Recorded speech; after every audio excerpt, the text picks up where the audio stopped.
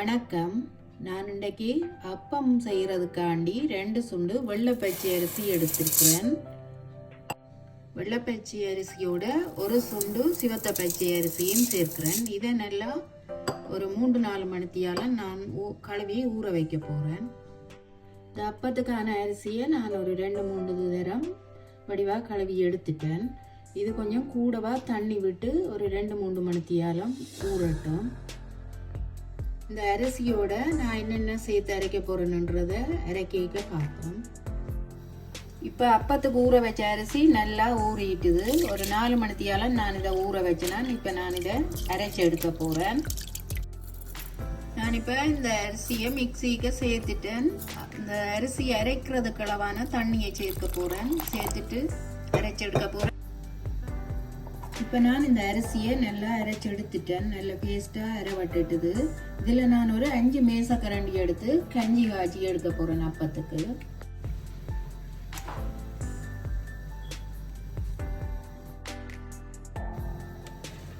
இனிமேல் நான் இந்த மிச்ச அரிசியை நல்ல பேஸ்ட்டாக அரைச்சி எடுக்க போகிறேன். மற்ற அரிசியை நான் நல்ல பேஸ்ட்டாக அரைச்சி எடுத்துட்டேன். இந்த அப்பம் செய்முறை 2 முறை இருக்குது. ஒன்று அரிசியை ஊற வச்சுட்டு வடித்து எடுத்து அதை அரிச்சு எடுத்து குருணியும் எடுத்து கஞ்சி காய்ச்சி சேர்த்து வைக்கிற முறை. 2வது நான் இப்படி செய்கிற முறை. இப்போ நான் செய்கிறது இலகுவான அப்ப ரெசிபி. இந்த அரிசியோட சேர்த்து நான் கொஞ்சம் வெள்ளைச்சோறும் தேங்காய் பூவும் எடுத்து வச்சிருக்கிறேன். சேர்த்து அரைக்க போகிறேன். இப்போ இந்த சோறு மாவை புளிக்க வைக்கிறதுக்கும் அப்பம் சொப்டாக இருக்கிறதுக்கும் போடுறது. தேங்காய் பூ நல்ல வாசமாக இருக்கும் அப்பத்துக்கு சேர்த்து அரைச்சா.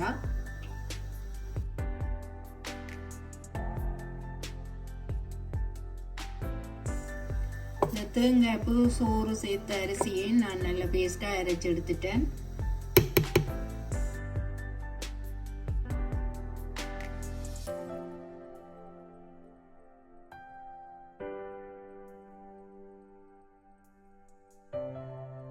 நான் இந்த கஞ்சி காய்ச்சி எடுத்து வச்ச மாவுக்குள்ள கொஞ்சம் தண்ணி சேர்க்கிறேன். தண்ணி சேர்த்துட்டு காய்ச்ச போகிறேன்.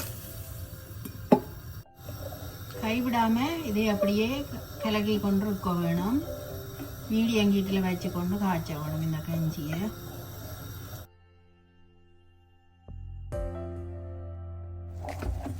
இந்த மாவு நல்லா இறுகி கொண்டு வந்துட்டுது. கொஞ்சம் அவிய வேணுமா. அவிஞ்சு வந்தால் தான் இந்த பதத்துக்கு நாங்கள் இறக்கி எடுக்கலாம். இந்த கஞ்சி காய்ச்சி எடுத்துட்டேன். இந்த பதம் சரி. நான் இதை ரக்கி எடுத்து ஆற வச்சுட்டு தான் அரைச்சி எடுக்க போகிறேன். இப்போ இந்த காய்ச்சின கஞ்சியை நான் நல்ல கட்டி இல்லாமல் அரைச்சி எடுத்துட்டேன். அதையும் இந்த அரைச்ச மாவுக்குள்ள சேர்த்து கரைச்சி எடுக்க போகிறேன்.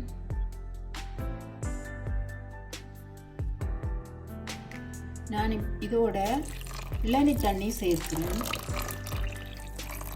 ஒரு டம்ளர் இளநீ தண்ணி வரும். நான் அதை இதோட சேர்த்து நல்லா கரைச்சி விட போகிறேன். கையால் தான் நல்லா கரைச்சி எடுக்க போகிறேன்.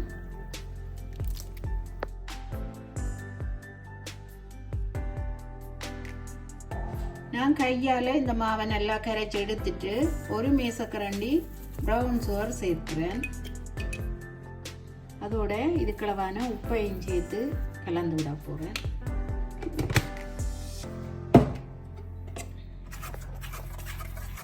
இப்போ எல்லாத்தையும் நல்லா கலந்து விடுவோம்.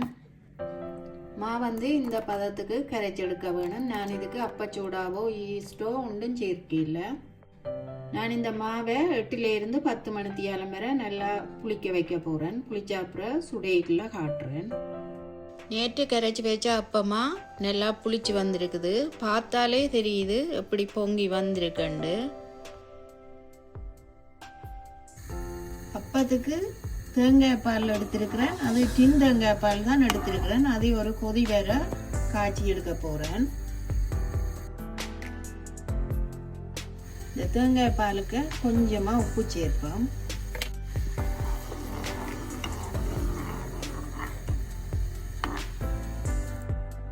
உப்பும் சேர்த்துட்டு அதோட கொஞ்சம் ப்ரௌன் சுகர் சேர்க்கிறேன் இந்த தேங்காய் பாலுக்கு. இப்போ தேங்காய் பால் ஒரு கொதி வந்துட்டுது. நான் இதை ரக்க போகிறேன். இப்போ அப்பமாவை நல்லா கலந்து எடுக்க வேணும். கட்டி ஒன்றும் இல்லாத மாதிரி நான் கலந்து எடுத்துட்டேன். இந்த பதத்துக்கு கலந்து எடுத்தால் காணும். நீட்டெல்லாம் உப்பு போட்டெல்லாம் கரைச்சி வச்சது, அதனாடி உப்பு ஒன்றும் சேர்க்க தேவையில்லை. இப்போ நான் அப்பம் சுடுறதுக்கு அப்பச்சட்டியை அடுப்பில் வச்சு, அப்பச்சட்டி நல்லா சுட வேணும். சுட்டா பிறகு தான் ஒரு 1.5 கரண்டி மா அளவில் விட்டுட்டு நல்லா நான் சுற்றி எடுக்க போகிறேன். இனிமேல் இதுக்க தேங்காய் பாலை சேர்ப்பேன்.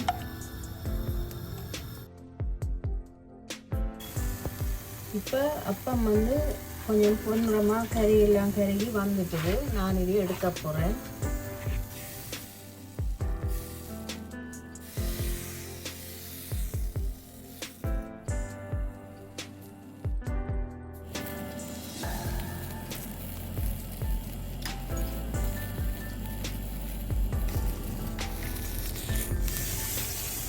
அப்பம் இப்போ நல்ல பொன்னிறமாக கறியெல்லாம் கறி வந்துட்டுது. நான் இப்போ கொஞ்சம் சீனி சேர்த்துட்டு வக்கி எடுக்க போகிறேன்.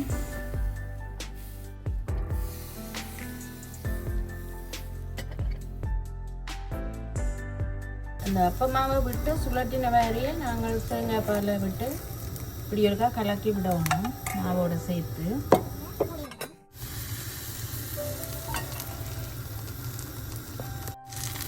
இப்போ அப்பம் ரெடி ஆயிட்டுது.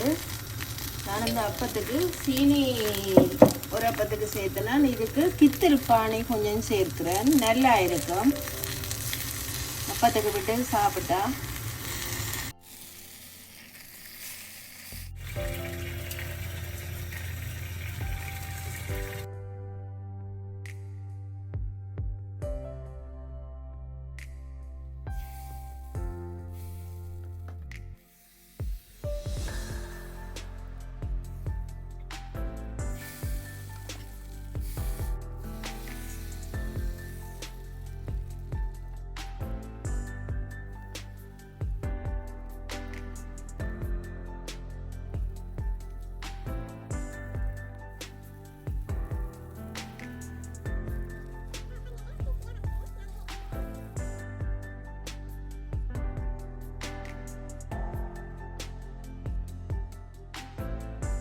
இந்த அப்பத்தோட சீனியும் சேர்த்து சாப்பிடலாம், சர்க்கரையும் சேர்த்து சாப்பிடலாம். நான் இப்போ கித்தூள் பானி சேர்த்து சாப்பிட போகிறோம்.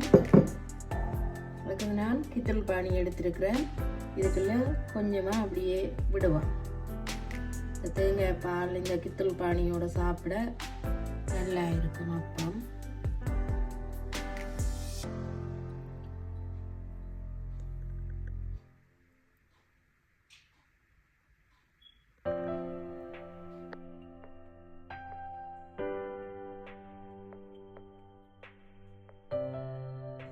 நான் இப்போ இந்த அப்பம் சுட்டு எடுத்துட்டேன்.